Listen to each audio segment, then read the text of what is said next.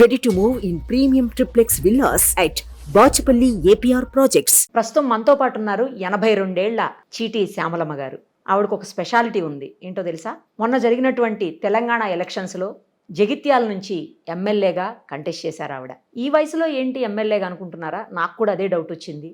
మామూలుగా కూడా నడవలేనటువంటి స్టేజ్లో ఉంటారు ఈ ఏజ్లో. బట్ ఆవిడ ఎందుకు ఎమ్మెల్యేగా కంటెస్ట్ చేయాల్సి వచ్చిందని ఆరాధిస్తే అప్పుడు తెలిసింది ఈ సంఘటనకి యథార్థమైన ఒక సంఘటన, అంటే ఆమె జీవితంలో జరిగినటువంటి ఒక దారుణమైనటువంటి సిచ్యుయేషనే ఆమెను ఎమ్మెల్యేగా నిలబడేలా చేసిందని. మళ్ళీ ఇన్నాళ్ల తర్వాత ఆవిడ తన సమస్యను చెప్పుకునేందుకు ప్రజా దర్బారుకు వచ్చి మరోసారి అందరి దృష్టిని ఆకర్షించారు. ప్రస్తుతం మనతో పాటు ఉన్నారు. ఒక్కసారి ఆవిడ సమస్య ఏంటి, ప్రజా దర్బారుకు ఎందుకు వచ్చారు, ఎమ్మెల్యేగా ఈ వయసులో ఎందుకు కంటెస్ట్ చేయాలని అనుకున్నారు, ఎందుకు చేశారు, అవన్నీ ఆమె మాటల్లోనే విందాం. అమ్మా నమస్తే. నమస్తే. ఎలా ఉన్నారు? బాగానే ఉన్నా. ఆరోగ్యం బాగుందా? బాగుంది. మంచిగా నడుచుకుంటూ వచ్చారుగా. ఆ. ఏం తింటారు మీరు రోజు? రోజు ఒక పూట భోజనం, ఒక పూట టిఫిన్. ఒకటే పూట భోజనమా? ఒకటే పూట రెండో పూట టిఫిన్. టిఫిన్ ఏం తింటారు టిఫిన్స్? కాయగూరలు ఏదైనా అని ఏ టిఫిన్ అనేది తింటాయా. భోజనంలో ఏం తింటారు? కొంచెం కూరతోంది పెరుగుతుంది తింటా. ఉపవాసాలు చేస్తారా? చేస్తా. ఎప్పుడు? ఏకాదశి, శనివారం, మంగళవారం. వాకింగ్ చేస్తారా ఈ వయసులో కూడా? అప్పట్లో చేసినా అని ఈ నడుము నొప్పి, కాళ్ళ నొప్పి వచ్చిన కానీ చేస్తలేను. ఇప్పుడు ఇక చేస్తలేరు? చేస్తలేను. కాళ్ళు నొప్పులు బాగానే. అదొకటే ప్రాబ్లము? అదొకటే ప్రాబ్లం. బీపీలు షుగర్లు ఏం లేవు? బీపీ కొంచెం వచ్చిందట. ఈ సమస్యలతో వచ్చిందేమో ఈ మధ్యన. తాతగారు ఫ్రీడమ్ ఫైటర్ అంట, స్వాతంత్రంలో కూడా పాల్గొన్నారంట కదా, విన్నాను నేను. అవును. గ్రేట్. ఏ ఊరు బేసికల్ గా మీది? కురిక్యాల. ఎక్కడ వస్తుంది మామగారు? గంగాధర్ కోయతోలు. ఏ జిల్లా? కరీంనగర్. కరీంనగరేనా? మరి మీరు జగిత్యాల ఎందుకు పోటీ చేశారు? జగిత్యాల కాన్స్టిట్యుయెన్సీ దాంట్లోకి వస్తుందా? జగిత్యాల మేము మా సారు పోయినాక జగిత్యాలకు పోయినాం. జగిత్యాల ఆడ కొన్ని రోజులు ఉంటే సమస్యలు అవి ఇవి ఉంటే ఈ సమస్యలన్నీ సీఎం గారికి అందరికీ తెలియాలి, మీ అందరికీ ఎవరికి తెలియదు కదా నా కష్టం అని.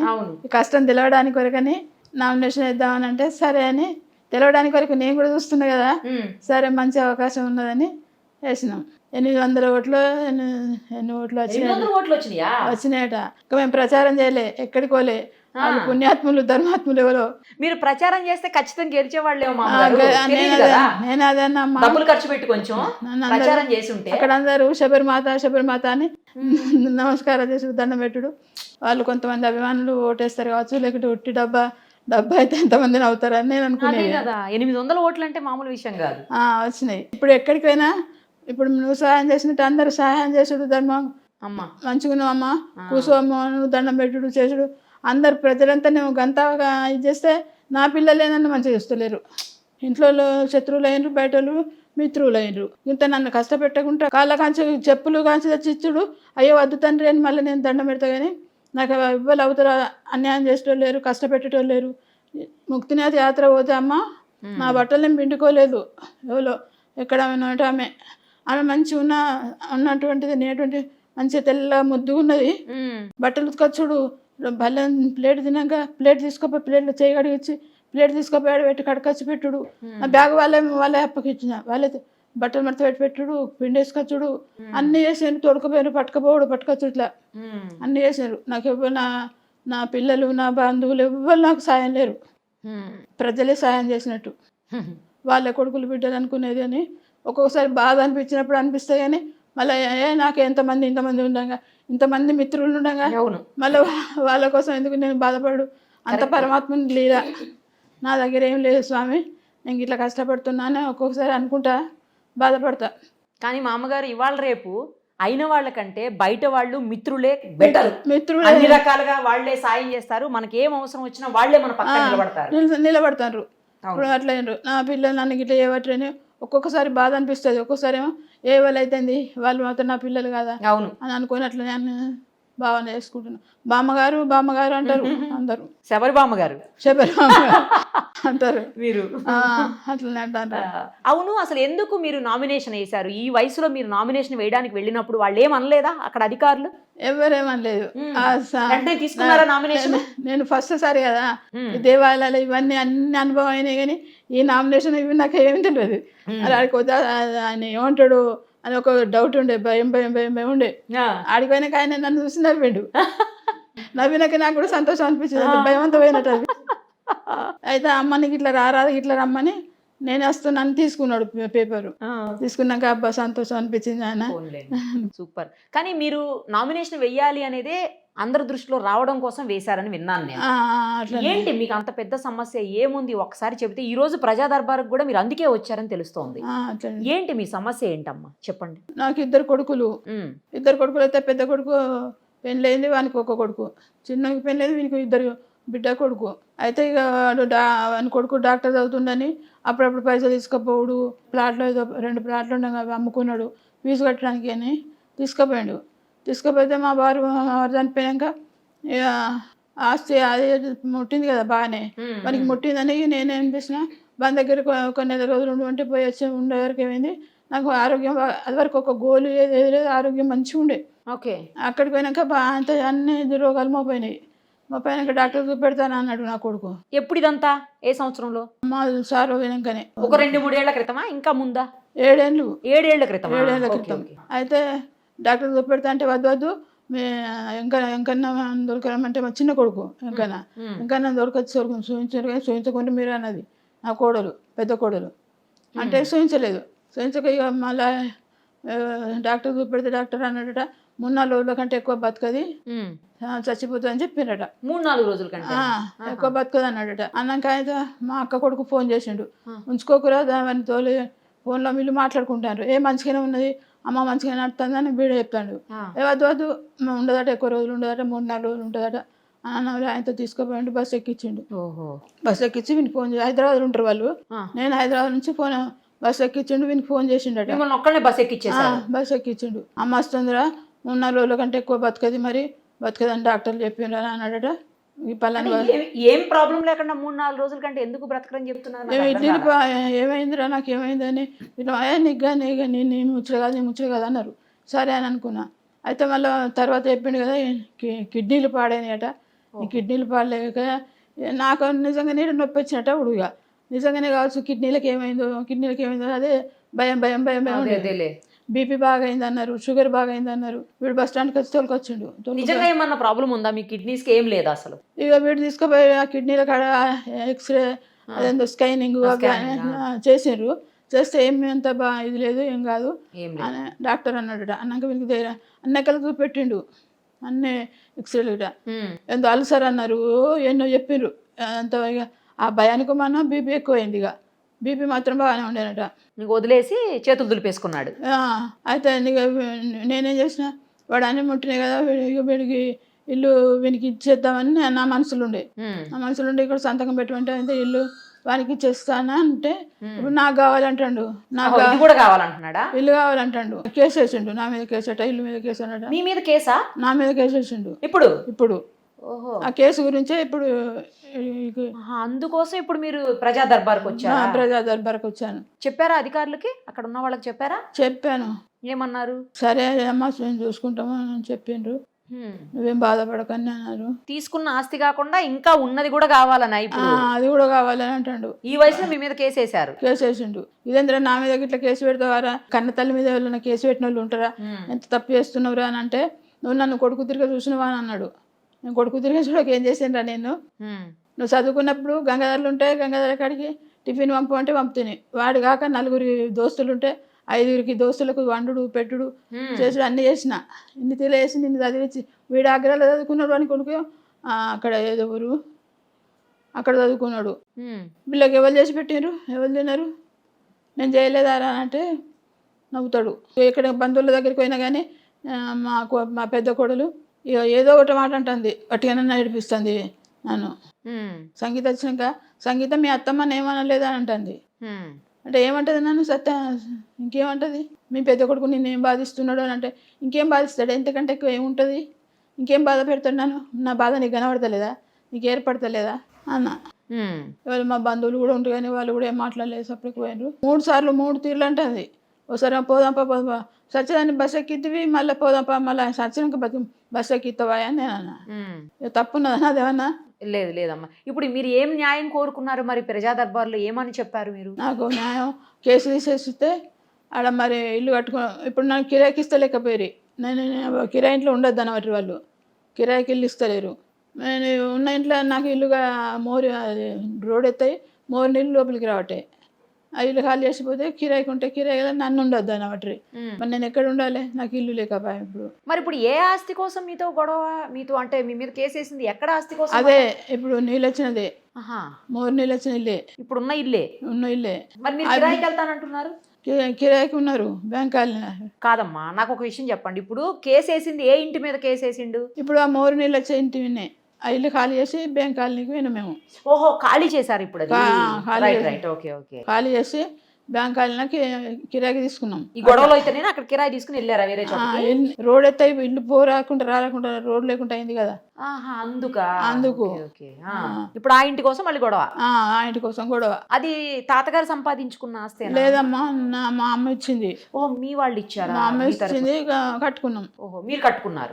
కట్టుకున్నాం. ఇప్పుడు మరి ఏమన్నారు అధికారులు? చర్యలు తీసుకుంటామని చెప్పారా? చెప్పారు, ఫోన్ నెంబర్ కూడా ఇచ్చిండ్రు. మరి ఇప్పుడు ఈ వయసులో మేము మీ మీద కేసేసి మిమ్మల్ని ఎందుకు ఇబ్బంది పెడుతున్నారని అడిగేది ఉండే మరి మీరు ఎవరిని అడగాలి? కొడుకుని, పెద్ద కొడుకుని.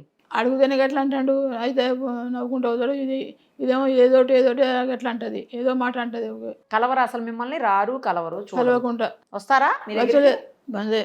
ఇప్పుడు అప్పుడు బస్ ఎక్కించిండంటే మళ్ళీ ఇంత ఫోన్ చేయలేదు, మరి ఉన్నదా పోయిందా అని చూడలేదు, రాలేదు. అప్పటి నుంచి ఇప్పటిదాకా రాలే. మొన్న బంధువులు ఇంట్లో కలిసింది అంతేగాని రాలే, చూడలే ఎట్లున్నదని. ఇక మరి వాడు కొడుకు అనుకున్నా, వీడు కొడుకు అనుకున్నా. వాడేమో అట్లా చేయబట్టి వీడేమో ఇట్లా చేస్తున్నాడు. మరి ఎవరు మంచి వాళ్ళు అనాలి, ఎవరు చెడ్డ వాళ్ళు అనాలి? నేను ఇప్పుడు ఇంకా చిన్న కొడుకే చూసుకుంటున్నారా? చిన్న కొడుకు చూసుకుంటాడు. నాకు ఆరోగ్యం మంచిగా లేకపోయా. అదే వాళ్ళకి 2 పిల్లలు చిన్న వాళ్ళు అయ్యి, వాళ్ళకి చేయనా నాకు చేయనా, మరి కష్టపడకుండా చేస్తుంది. మరి అదే వాళ్ళకి ఎక్కడికి బస్సు ఎక్కియాలి, నన్ను ఏ బస్సు ఎక్కియాలి? మీ అత్తమ్మని ఏమనలేదని అంటుంది. ఇంకా దానికి అత్తమ్మని, నీకు అత్తమ్మ కదా. అదేంటి చిన్న అంటుందా? చిన్న కోడని మీ అత్తమ్మని ఏమనలేదని. మరి ఆమెకి ఏమవుతారు మీరు? ఏమో మరి తెలియదు. అందా అనుకున్నా, నాకు ఎంతో ఆలోచన రాలి. ఒక్కొక్కసారి ఎంతో ఆవేదన ఉండే వరకు మనసు నాటది తల్లి, మాటలు రావు. నాకు ఒక విషయం చెప్పండి మామగారు, మీరు పెద్దవాళ్ళ వయసులో 80 ఏళ్ళు ఉన్నాయి. ఇప్పుడు రాను రాను ఎందుకు ఇలా దారుణంగా అయిపోతున్నాయి మానవ సంబంధాలు? ఎందుకు పలచబడిపోతున్నాయి? మీ చిన్నప్పుడు, మీ పెళ్ళైన కొత్తలో ఇలా ఉన్నాయా? ఇలా ఉన్నారా మనుషులు? లేదమ్మా, మా సారు వేదనక కూడా మా కుటుంబంలో ఇంత ఒక అనుకున్నా అని సాటకు అనుకోడు, మళ్ళీ అప్పుడే మర్చిపోడు. అందరం కలిసి ఉండు. 5 అన్నదమ్ములు, 2 ఆడబిడ్డలు మాకు. అయితే అందరం ఎటైనా ఫంక్షన్ అయినా ఏదైనా సుమా తీసుకొని పోయి అందరం కలిసిపోదాం, కలిసేస్తాం. ఇప్పుడేమో ఎవరి కార్లు వాళ్ళకైనా కానీ అప్పట్లో సుమా తీసుకొని పోదాం, మంచిగా ఉండేవాళ్ళు. అందరం కలిసి ఉండేవాళ్ళం. ఎవరికి ఇంత కష్టం వచ్చినా కానీ వాళ్ళు వస్తారు, మేము పోదాం. ఇప్పుడు వాళ్ళు లేదు, వీళ్ళు ఇవ్వలేరు. ఇప్పుడు ఇక్కడ బ్యాంకాలనే ఉంటేనే ఎక్కడున్నా కానీ జైలు వేసినట్టు అనిపిస్తుంది నాకైతే. ఇంత గొడవలు, లేకపోతే ఇలాంటి ఆశ్రమాలు, వృద్ధాశ్రమాలు, అనాథ శరణాలయాలు ఇవన్నీ ఉండేనా అప్పుడు? అప్పుడేవి లేవు ఇవన్నీ. ఎక్కడి మా అత్తమ్మకు, మా అత్తకు చెయ్యి కాలు లేకుండా అయిపోయింది, నా తిరిగి చెయ్యి వనుకుడు కాలు లేకుండా ఉండే. అత్తమ్మకి అన్ని చేసుడే, మా మామకి అన్ని చేసుడే. మామ అడ్డం పడితే మీరే చేశారు అప్పట్లో? అప్పుడు మేము మా దొర నేనే. అప్పుడు మేము ఊళ్ళో ఉన్నాం కదా, కురికాయలు ఉన్నాం, పని వాళ్ళు ఉండ్రి కానీ మేమే చేసినాం అత్తమామలకు. ఇప్పుడు ఎందుకు మరి ఇంత అధ్వాన్నంగా తయారైన బంధాలు అసలు? తెలియదు మరి. మా దొర ఏమో ఎక్కువ తీసుకోలేదు, తమ్ముళ్ళు తీసుకున్నాను. ఒక్కనాడు కూడా తమ్ముళ్ళని ఏమనలేదు. తమ్ముళ్ళ పిల్లలు అంటేనే ఎక్కువ ఇష్టం, నా పిల్లల కంటే ఎక్కువ వాళ్ళ ఇష్టం ఎక్కువ. అయినా నేను ఒక్కనాడు పట్టించుకోలేదు. అందరం అట్లా ప్రేమగా కలిసి ఉన్న వాళ్ళను ఇప్పుడు ఇంత దూరం అయిపోతున్నాం. అదే నాకు మనసును పడతలేదు. అదే మీరు అప్పుడు చూసారు, ఇప్పుడు చూస్తున్నారు కదా, అందుకే మరీ బాధ తెలుస్తుంది, బాధ అవుతుంది. యాది కష్టం ఒక్కొక్కసారి ఒక్కొక్క మాటలు యాది కష్టం కొద్ది దుఃఖం కూడా వస్తుంది. ఇక ఏం చెప్పుకోవాలి, ఎవరికి చెప్పుకోవాలి? ఎవరు ఉన్నారు అమ్మమ్మ అటువంటి వాళ్ళు అడిగితే నేను చెప్పుడు ఏదైనా చెప్పుదామన్నా కానీ వాళ్ళు ఏం తప్పు పట్టుకుంటారు, వీళ్ళు ఏం తప్పు పట్టుకుంటారు. తప్పులన్నీ తెలివే కదా నాకు అని వరకు. కానీ బాధ అనిపిస్తుందండి ఈ వయసులో మిమ్మల్ని. అవునమ్మా, నువ్వు అర్థం చేసుకున్నావు. బాధ అంటే ఎట్లుంటే చూడు, కుటుంబంలో ఎంత మంచిగా ఉన్నామో అంత పాడైపోయింది. మనసులో ఉండే అనుకోండి, మన మానవ జన్మం అయినప్పుడు మనసులో ఏదో ఉంటాయి, కొన్ని సమస్యలు ఉంటాయి. అవును, ఉన్నా కానీ ప్రతి ఇంట్లో సమస్యలు ఉంటాయి. పట్టించుకుని మళ్ళీ అందరం మళ్ళీ ఎక్కడికైనా చీటోళ్ళ వంశం చూడు అందరూ అట్లా జరిగింది. ఇప్పుడు నేను ఎవరైనా మా కుటుంబ వాళ్ళు మాట్లాడుతుంట, అబ్బా అందరు చీటోళ్ళ వంశం ఎంత పెద్దది, ఎంత కాందానో అది అని అందరూ ఏమైనా అమ్మాయి అంత మన కుటుంబం ఇట్లా పాడైపోయాయని మాడిబిడ్డతో అంటే ఎప్పుడన్నా అవును అది నాకు కూడా అదే బాధ అనిపిస్తుంది అంటానంటది. మీరు తెల్లవారుజామున 3 గంటలకే లేచారంట కరీంనగర్ నుంచి ఇక్కడ దాకా వచ్చి, మళ్ళీ ఇప్పుడు ఆల్మోస్ట్ మీకు 8 అవుతుంది. మళ్ళీ మీరు తిరిగి వెళ్ళేసరికి ఎట్లా లేదన్నా 11 అయిపోతుంది. ఇంతసేపు మీరు జర్నీ చేసి వచ్చి ఇక్కడంతా మీ సమస్యల్ని వివరించి మళ్ళీ మేము అడగగానే మాకు కూడా ఏంటమ్మా సమస్య, నేను ఇక్కడ నాకు ఏదో ఒక గ్రూప్లో వచ్చింది మీ డీటెయిల్స్ అన్ని, వెంటనే ఫోన్ చేశాను నేను. అట్లానా? సో మళ్ళీ మీరు వచ్చి మీ సమస్యను వివరించి ఇంత ఓపిక్గా మీరు ఈ వయసులో ఈ కష్టాలు పడాల్సిన అవసరం ఏముంది అనిపిస్తోంది. అవునమ్మా. ఇంత రోజు మొత్తం అంతా మీరు కష్టపడ్డారు ఇవాళ. అదే నా చిన్న కొడుకు ఒక వాడి మాట అంటే మాట ఏమంది, వాడి మాటనే నమ్మకం నాకు. పోనీలమ్మా ఆయనన్నా మంచిగా చూసుకుంటున్నారు, మంచిగా సంతోషం. చూసుకుంటుండు. అందుకే ఇక నాకు వెనుకంటే వానికి ఏమి అని అందరితో చెప్తున్నా. వానికి ఏమి నేను వానికి ఇచ్చిందేదో కదే, ఒక కొడుకు డాక్టర్ అయ్యిండు, వీనికి చిన్న పిల్లలు ఇద్దరు, వీనికే ఇస్తే కానీ వానికి ఏమి అన్ని ముట్టినాయి అని. ఆయనకి ఏమి లేవా ఆస్తులవి? ఉన్నాయా? బాగానే ఉన్నాయి.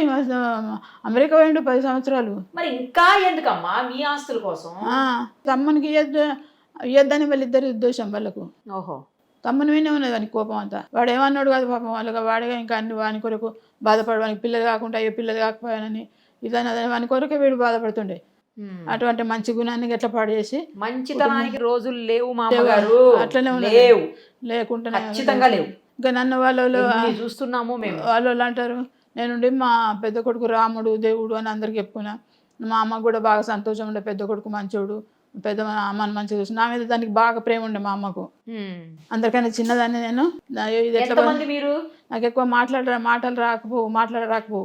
అప్పుడు ఎక్కువ మాట్లాడకపోదు కదా అమ్మ, కడప దాటి బయటకు రాకపోదు, ముందటి వాళ్ళకి రాకపోదు. అయితే దీనికి ఏం మాటలు రావని దానికి బాగా బాధ ఉండే, ఎట్లా బతుకుతుంది. వాడిని చూసి సంతోషపడ్డది, పెద్ద మనవాడు మంచిగా చదువుకుంటున్నా బిడ్డను, నాకు ఏం బాధ లేదు అని. నేను కూడా అందరితో చెప్పుకుంది, మా రాముడు అని పెట్టినందుకు రాముడే దేవుడే అని చెప్పుకుందు. అటువంటి ఇప్పుడు వాళ్ళందరూ అనబట్టి ఏమైనా నా కొడుకు తాతాడు మంచిగా తాతాడు అంటే నేను ఇట్లా చేయబట్టే మరి అంటే మరి ఏం చేయాలి, కర్మ నా కర్మ అట్లున్నది. ఓన్లమ్మ పెద్దవాళ్ళని మంచిగా చూసుకోకపోతే వాళ్ళ దృష్టిలో అది మంచి కావచ్చు, కానీ దేవుడు దృష్టిలో అది మంచిది కాదు. అదే ఖచ్చితంగా అనుభవిస్తారు. నేను అనకూడదు కానీ మనందరికీ ఒక రక్షకుడు ఉండేవాడు ఉంటాడు, దేవుడు చూస్తుంటాడు. నేను అదే అన్నమ్మా, నా వాళ్ళందరూ ఇది ఈ కొడుకు ఇట్లా చేసిందంటే ఆ కొడుకు అట్లా చేయడా, నువ్వేమన్నా ఉంచుకోవా, కొడుకున్నమ్మ అన్ని చేత ఇట్లా అది ఇదని అందరు అంటుంటే ఓ 2-3 అన్నారు. అంటే నా మాట అంటే వాని మాట అంటే మాటే. నేను చూస్తుండే కదా నేళ్ళ నుంచి, ఒక మాట వినే నమ్మకం ఉంచుకున్నా. ఇక దేవుడే నా కర్మ, వీడు దేవుడు అంటే వీడు ఇట్లా చేసినందుకు వాడు ఎందుకు చేస్తాడు, వాడిని చూస్తలేడు అనేది చూస్తుండే. ఇప్పటికీ ఎన్ని తీగల సాధకత్తుండే, 7 ఏళ్ళ నుంచి చచ్చిపోతే అని సాధకొచ్చింది. ఉన్నాను కదా మంచిగా, ఎట్లయినా పర్వాలేదు ఇక నేను వానికే ఇస్తాను అందరితో చెప్పిన. సరే, జాగ్రత్తగా ఉండండి. మీ సమస్య ఎలాగో ప్రభుత్వం దృష్టికి వెళ్ళింది కాబట్టి త్వరలోనే పరిష్కారం లభిస్తుందని అనుకుంటున్నాను. మీరు ఆరోగ్యంగా మంచిగా తినేసి ఇలాగా దేవాలయాలని సందర్శించుకుంటూ మంచిగా ఉండండి. వీలైనంత మందికి మంచి మాటలు చెప్తూ మీకు తెలిసిన మంచిని పంచుతూ అందరితో మంచిగా ఉండండి. మంచిగానే ఉంటాను నేను. అందరు నన్ను మంచిగా చూస్తారు. ఇట్లా నడుస్తుంటే కూడా ఇటువలో ఎవరో వచ్చి పట్టుకుంటారమ్మా, నాకేం బాధ లేకుండా, పడతానేమన్నా భయం లేకుండా, ఏది లేకుండా పట్టుకొస్తాను తల్లి. వాళ్ళకు నేనేం కాదు, నాకు వాళ్ళేం కాదంటే ఆ బంధుత్వం అట్లా వాళ్ళ ఆకర్షణ అట్లా అనిపిస్తుంది ఒక్కొక్కసారి. వాళ్ళే దేవతలా, మరి నేను నమ్మిన ఆంజనేయుడా, రాముడా, కృష్ణుడా, ఎవరు కావచ్చు అనుకుంటా ఒక్కొక్కసారి. మిమ్మల్ని చూస్తుంటే చాలా సంతోషంగా ఉంది మా అమ్మగారు, కానీ మీరు పడుతున్న కష్టానికి మాత్రం బాధ అనిపిస్తుంది. త్వరలో మీరు సమస్య నుంచి బయటపడాలని మనస్ఫూర్తిగా కోరుకుంటూ జయ శ్రీమన్నారాయణ.